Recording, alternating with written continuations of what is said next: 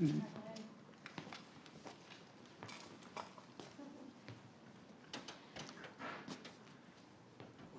bright up here. I mean, it's bright up here. It's bright up here. It's like deer in the headlights, right?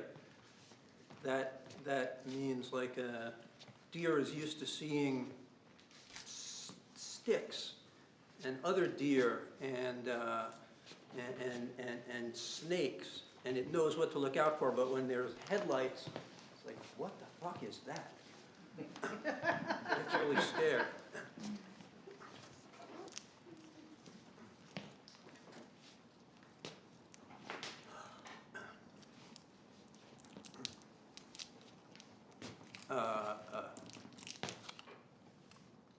You know, common send-off is break a leg, right? And I don't know where that came from. I'm sure it has a real history, but I guess it means that if I do break my legs tonight, I'm gonna have a really bad night. But of course, I'm going to.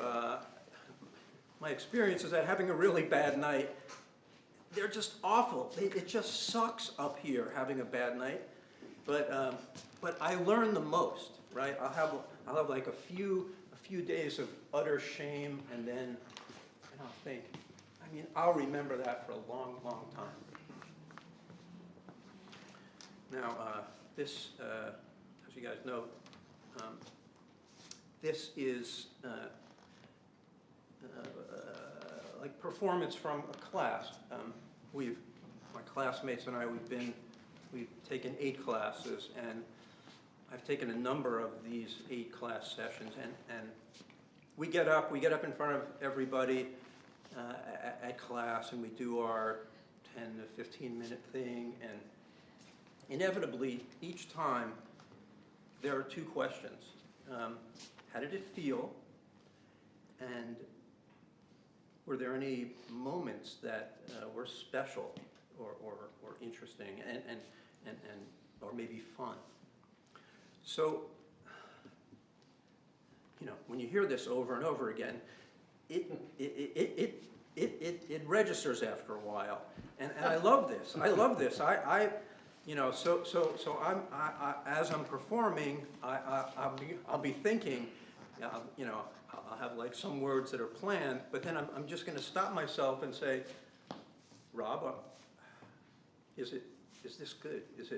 Are you enjoying it? Is it meaningful? Is it powerful? Is it anything other than just the words that I had planned? I'm going over here like as if I've got the script up there. Right, that one. You know that one.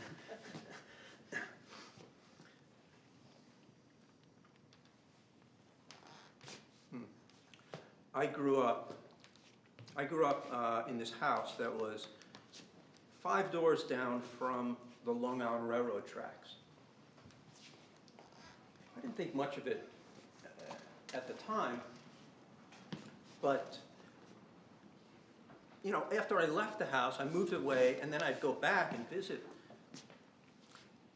I'd be in a conversation with somebody, and the train would come, and like the windows would shake, and everything would move, and I was like, what the hell? You know, the conversations just kept going. We, you know, I got used to it. You don't even think about it after a while. This was a powerful, powerful thing, and as a little kid.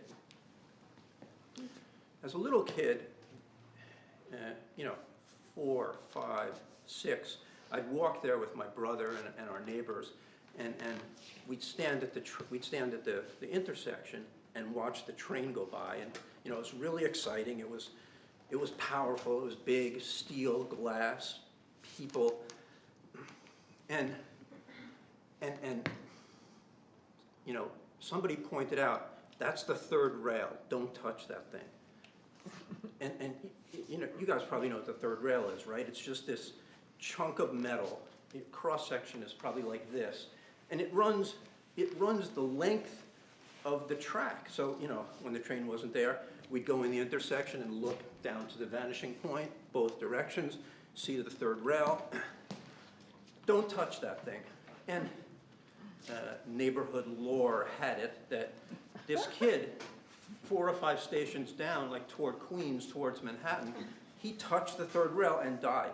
I don't know if that's true, but, you know, my 6-year-old head pictured him just burning up, turning to dust.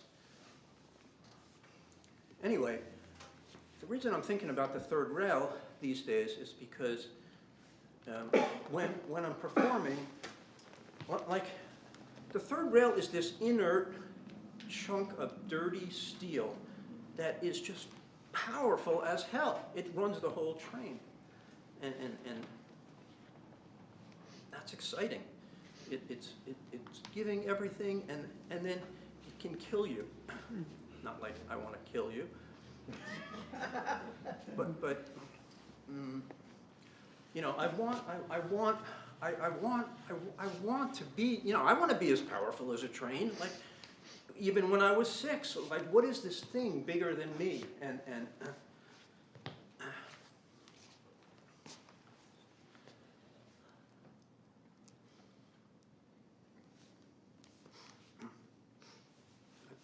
I put on my magic pants tonight. I thought maybe that would make me a little more powerful. You know, maybe, you know, what, a million volts in the third rail, and these are, what, 20 or 30 volts. Okay, so there's that. I forgot what the title of my piece is. It's a work in progress, so I can change it as it goes along. But what I've been thinking a lot about lately is focus and distraction.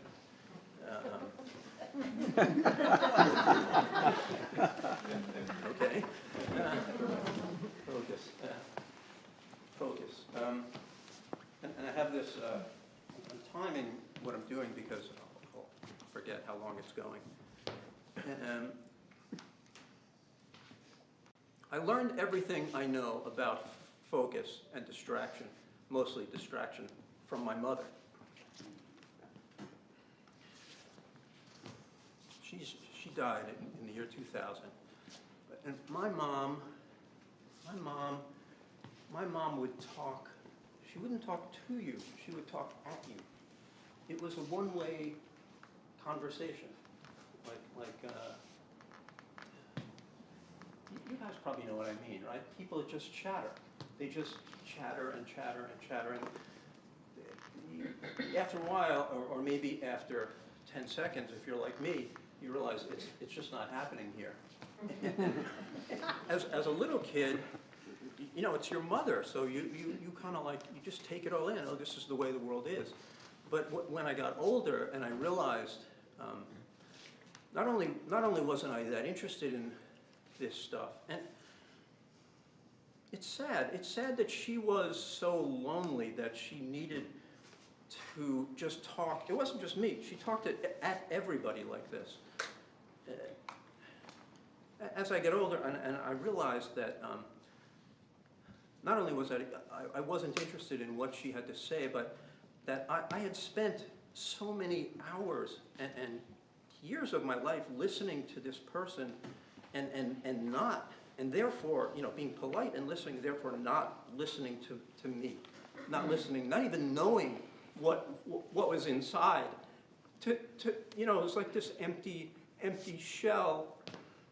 And what the fuck good is that when you're trying to be a person and talk to other people? Like, if you don't have anything, if you don't know, if you're just a shell, it's just so surfacey. It doesn't, you know. So anyway, so it was. Where am I going with that?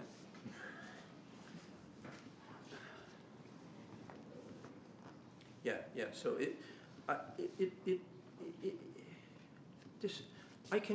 distraction. Like a couple of weeks ago, I was talking a lot about the jackhammers that were in my neighborhood, because it's the same thing, right? Like it just takes, that sound, like I can't think, it makes me a shell. I get lost. And that's not right. They have work to do. I can respect that. But also, I had this friend David when I was in my early 20s. I loved this boy, and I loved him, and we were close, and he was funny and smart. We met each other. We were taking a painting class together, but I realized at a certain point that I looked up to him. That he was my hero as well as my friend, and I realized I couldn't think about who I was around him. Even, and he would try to draw me out, but for whatever reason, I didn't know how to come out, and so I had to stop being friends with him.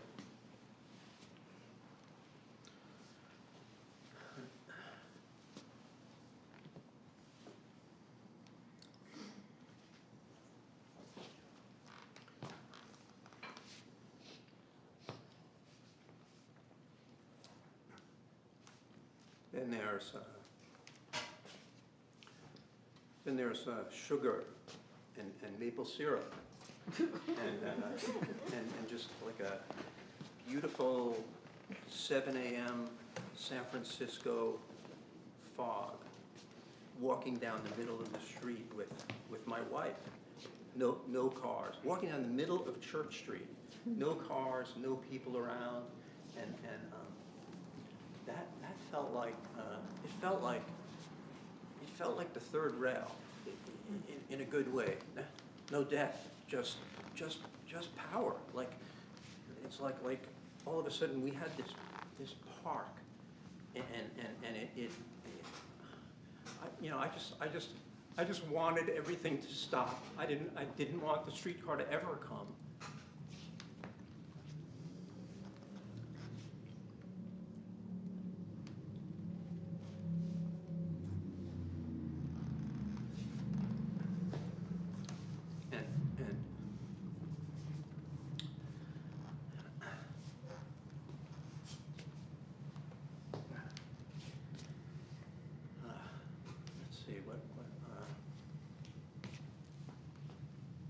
Maple syrup, sugar, mint is.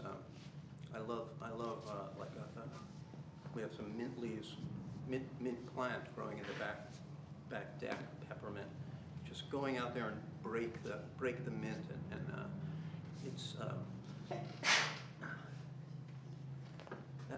There's something there that's also like the third rail. It's like getting an injection of something good. And I have colors. It's like I filled up the empty shell over the years. I learned what I like. I remember seriously thinking, Rob, what do you like in life?